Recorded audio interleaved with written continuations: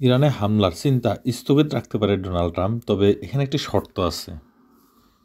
Iran ও ইসরায়েলের সংঘাতের ৭ম দিনের বুধবার রাতে একে অপরের উপর পাল্টা হামলা তো অবশ্যই চালাই যাচ্ছে তারা, কিন্তু যুক্তরাষ্ট্রের প্রেসিডেন্ট ডোনাল্ড ট্রাম্প ইরানে হামলার কথা ভাবছেন। তবে যুক্তরাষ্ট্রের গোয়েন্দা সূত্র জানিয়েছে ইরানের পারমাণবিক কর্মসূচি বাতিলের শর্তে ট্রাম্পের হামলা শুরুর সিদ্ধান্ত সেই স্থগিত রাখতে পারে। কিন্তু মঙ্গলবার রাতে প্রেসিডেন্ট ডোনাল্ড ট্রাম্প ইরানে হামলার পরিকল্পনা অনুমোদন করছে, কিন্তু হামলা চালানো হবে কিনা সেই বিষয়ে চূড়ান্ত কোনো সিদ্ধান্ত নেয়নি মার্কিন প্রেসিডেন্ট। ইরান যদি তাদের পারমাণবিক কর্মসূচি বাতিল করতে রাজি হয়, তবে ট্রাম্প হামলা শুরুর সিদ্ধান্ত স্থগিত রাখবেন বলে জানিয়েছেন এক মার্কিন গোয়েন্দা সংস্থা। এই খবরটি প্রথম ওয়াল স্ট্রিট জার্নালে প্রকাশও করা হয়েছে। বুধবারে ইরানের উপর ইসরায়েলি হামলায় যুক্তরাষ্ট্র জড়াবে কিনা এমন প্রশ্নে ট্রাম্প বলেছিলেন, আমি এটা করতে পারি, আবার নাও করতে পারি। এর আগে আবার সিবিএনকে জানিয়েছে ইরানের ভূগর্ভস্থ ইউরেনিয়াম সমৃদ্ধকরণ স্থাপনা ফোর্দোতে মার্কিন হামলার কথা ভাবছে ডোনাল্ড ট্রাম্প। আমেরিকা এখন পর্যন্ত সাইপ্রাসে যুক্তরাষ্ট্রের ঘাঁটি বা ডিয়েগো গার্সিয়াকে কোনো সম্ভাব্য হামলার ব্যবহার করার পক্ষে কথা বলেছে তা জানায় নেই। ইরানিরা বলছে তারা হোয়াইট হাউসের দরজায় ঝুঁকবে না, তারা কখনোই হোয়াইট হাউসে মাথা নতই করবে না। যুক্তরাষ্ট্রের স্থানীয় সময় গতকাল বিকালবেলা হোয়াইট হাউস অ্যাসোসিয়েশন এক রুমে বৈঠকে ডোনাল্ড ট্রাম্প অংশ নিয়েছেন এবং এই বৈঠকে শেষ করেছেন। কিন্তু সামরিক গোয়েন্দা বিষয় অত্যন্ত স্পর্শকাতর এবং আলোচনা এবং ব্রিফিংয়ের জন্য অ্যাসোসিয়েশন রুমে নিরাপত্তা স্থাপনাগুলো অবশ্যই তারা ব্যবহার করছে।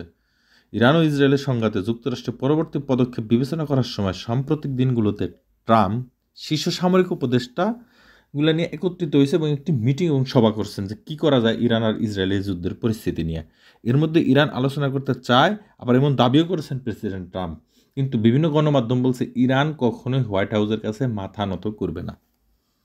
ইরান সম্পর্কে ডোনাল্ড ট্রাম্প বলে তাদের চুক্তি করা উচিত ছিল, তাদের জন্য আমাদের অনেক ভালো ডিল ছিল। শেষ পর্যন্ত তারা এটি করবে কিনা, কি করবে না সে সিদ্ধান্ত নিয়ে তারা এখন ভাবছে এবং তারা একটা পর্যায়ে আর কি যাইতে চায়। ট্রাম্প আরও বলেন ইরানি প্রতিনিধিরা সাক্ষাৎ করতে চায়, হোয়াইট হাউসে আসতে চায়। ট্রাম্প এই প্রথমবার ইরানের সাথে দেখা করতে চায় এমন কথাও বলেনি। এর আগে সামাজিক যোগাযোগের মাধ্যমে ইরানি সরকার এক পোস্টে বলেছিলেন কোনো ইরানি কর্মকর্তাকে হোয়াইট হাউসের দরজায় বসে থাকতে বলা হয়নি।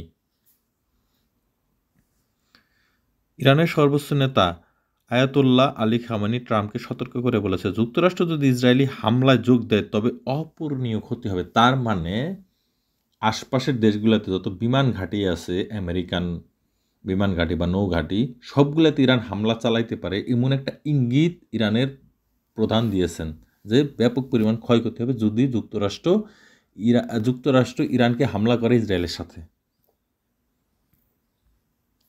ইরানের তেহরান সহ বিভিন্ন এলাকায় ধারাবাহিক হামলা চালাচ্ছে বলে জানিয়েছে ইসরায়েলি সেনাবাহিনী।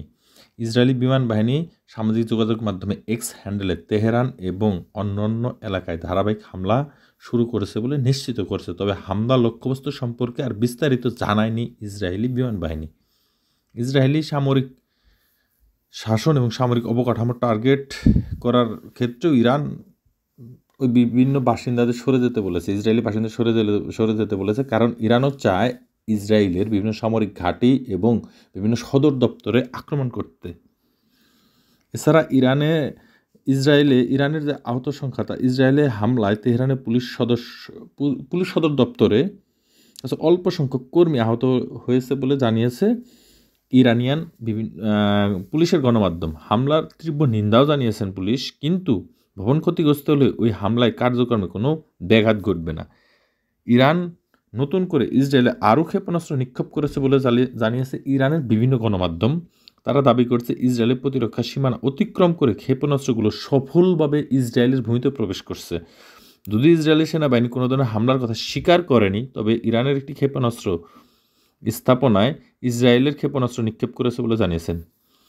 এদিকে ইরান ও ইসরায়েলের মধ্যে যুদ্ধ যদি অব্যাহত থাকে ভয়াবহ পরিণতি হতে পারে বলে জাতিসংঘের প্রেসিডেন্টের কথা বলছেন, কিন্তু তার কার্যালয়ে পাঠানো এক বিবৃতিতে বলেছেন মধ্যপ্রাচ্য ও ইরান ও ইসরায়েলের মধ্যে